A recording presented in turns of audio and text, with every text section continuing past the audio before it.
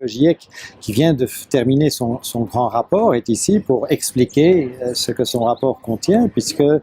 on espère que les décideurs politiques souhaitent être le mieux informés possible pour négocier sur de bonnes bases,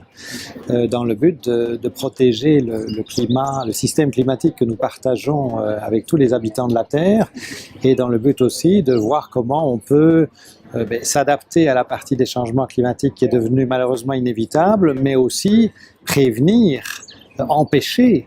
la partie des changements climatiques que l'on peut encore éviter. Donc ce que le GIEC fait, c'est, sur cette base-là, c'est retirer de toute cette masse de plus en plus considérable d'informations scientifiques ce qui est le plus solide, ce qui est le plus valable, en fait la synthèse, assorti de commentaires quant à la qualité de ces informations et fournit alors aux décideurs, les décideurs politiques, les décideurs économiques, les citoyens, les gestionnaires de villes, de régions, les décideurs de toutes sortes finalement, des informations qui leur permettent alors d'agir.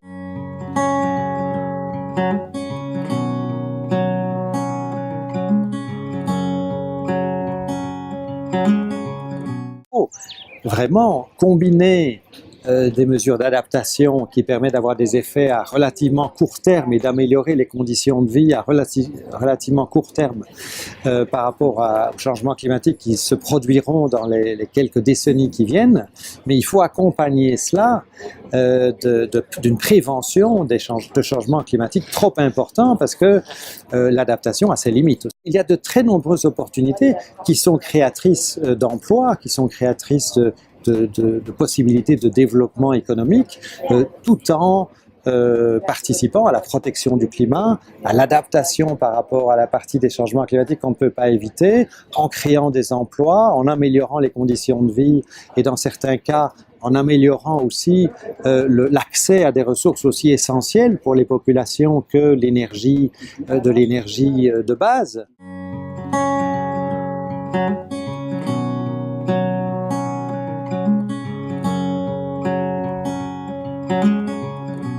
On peut,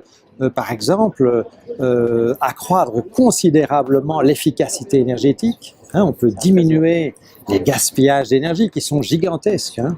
Dans les pays développés, dans les pays chauds, dans les pays froids, on gaspille énormément d'énergie pour chauffer des bâtiments qui sont souvent mal isolés, et inversement, dans les pays chauds, on consomme énormément d'énergie pour les refroidir, alors que bien souvent, des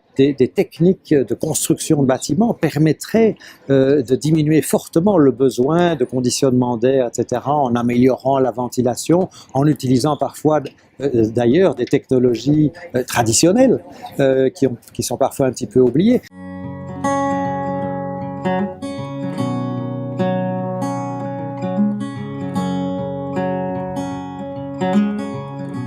D'après vous, en tant que cette fois-ci à la fois francophone et toujours vice-président du GIEC, l'importance de cette communauté francophone, l'importance de l'OIF et de l'IFDD, donc cet institut de la francophonie et du développement durable, par rapport à ce qui se passe ici à Lima, en termes d'enjeux pour les pays du Sud. La francophonie a un rôle important dans tout ce qui concerne les questions énergétiques, les questions d'environnement, parce qu'il n'y a pas que le climat, il y a d'autres questions d'environnement importantes.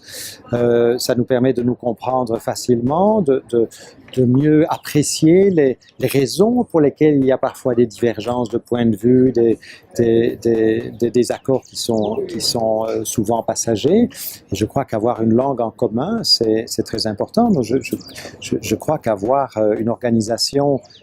autour de cet aspect commun est très important pour résoudre un problème qui est finalement commun aussi.